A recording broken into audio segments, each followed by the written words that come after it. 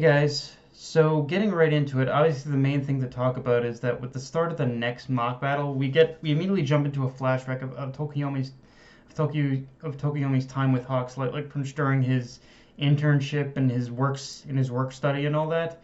And immediately one thing that stuck out to me is how Tokoyami had already at that time suspected that Hawks was only using him to gather information and just generally dick him around pretty much.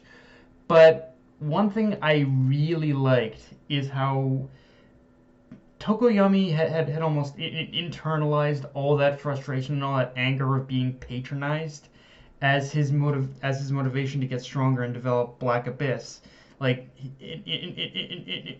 because his whole arc, while pretty much his time with Hawks was pretty much he didn't like getting left behind. He wanted to be up there with Hawks. He wanted to be Hawks' sidekick very much in a lot of ways, and he just wanted to experience what Hawks experienced and didn't want to get left behind in that. In fact, in fact, and of course, we basically find out after the fact that even though Hawks outright admitted those intentions of only using of just trying to get information out of Tokoyami.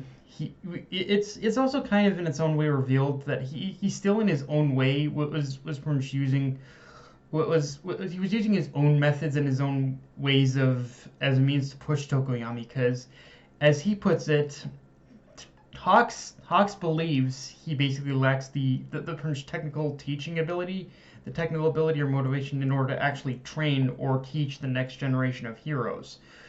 Of course, as we also know, with Hawks, it's far more complicated than than that, and just lacking the ability or motivation in order to teach someone. Like we pretty much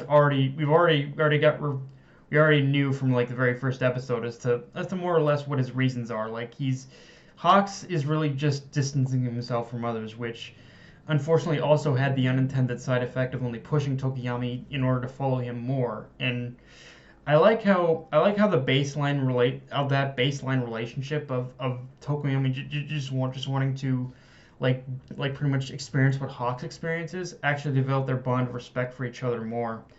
And in fact, one thing I'm now picking up on that I didn't necessarily when reading the manga is that you could make the argument that Hawks had taken the reason Hawks had taken Tokoyami under his wing was for the purpose of almost kind of reminding himself among the many shades of gray he's clouded himself in, the reasons as to why he became a hero. In some ways you could say that honestly was more of Hawks' reason than it was teaching Tokoyami what it meant to be a hero. And it's through that you almost get the sense of the most important thing he tried to teach Tokoyami is that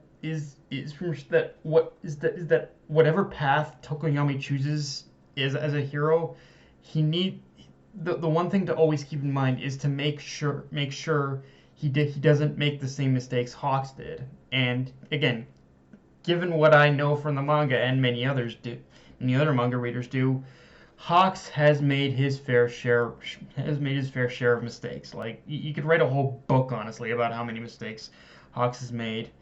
And the way that scene of Hawks taking Tokoyami for a personal flight was amazingly done. And I feel I really honestly I really feel this episode is really kind of tapped into Hawks and Tokoyami's bond a lot more than the manga did, frankly. Like, and it's not even really just with anything major, but just the way certain scenes were animated, or just the voice acting, the soundtrack. It just kind of, I think it helped to reinforce just and I think it just helped to reinforce their bond a little bit more than it did in the manga, frankly. Um, but yeah, and yeah, the next, and obviously getting into the battle itself, the next mock battle of the episode was Kendo's team versus Yaoyorozu's team.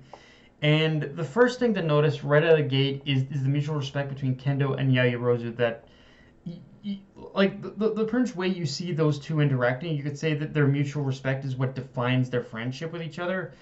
And let's just say that one little interaction in itself is actually has pretty much already formed the pretty much basis for their entire fight going forward. Because as you can already see, that mutual respect and friendship already does carry a little bit of baggage in the sense that they're like both Yorozu and Kendo like pretty much fill these parallel roles as the big sisters of both Class 1B and Class 1A, and and that in itself has defined how they interact with each other, but but they're in but it's in that same sense where they're where they're pretty much greatest where the greatest unspoken fear to each other has kind of surfaced, which is the idea of possibly of being cast under each other's shadows and not being able to show who they are as individuals, even though again it's something they won't openly admit to each other. So it is also fitting in that regard that they both have people on their teams with quirks that can manipulate the darkness, as they feel they're kind of being consumed being consumed by the other, I guess, in a way.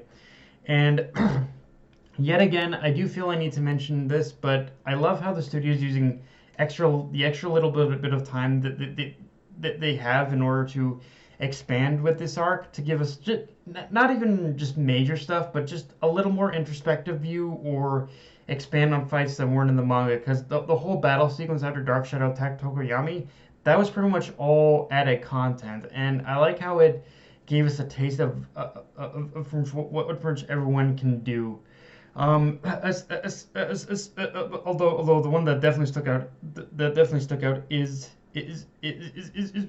from Hagakure. Like we like Hagakure. I think if I remember correctly, she didn't really play a role until later on in this fight. So we got a bit of an early taste of her in this episode. I also like how the episode kind of expanded on the teacher's views on how much potential that Prince Shinzo has as a hero, because it really shows that at the center of this like mini arc, it can get a little tedious at times, but at the center of it is Prince Shinzo's development and just how much like potential he has in the future in order to become an actual hero that like over just remaining in general studies. Like it's to show that yeah, he does have a future in the hero course for sure.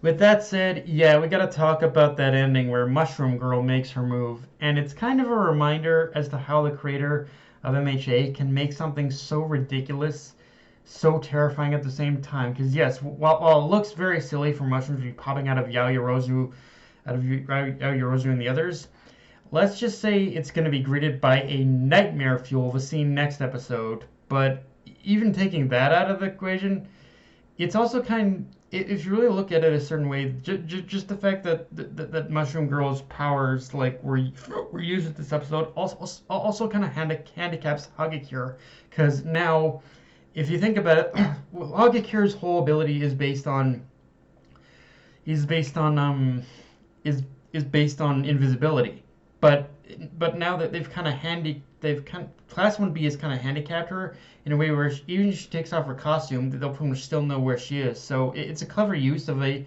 very ridiculous quirk thing, if you think about it.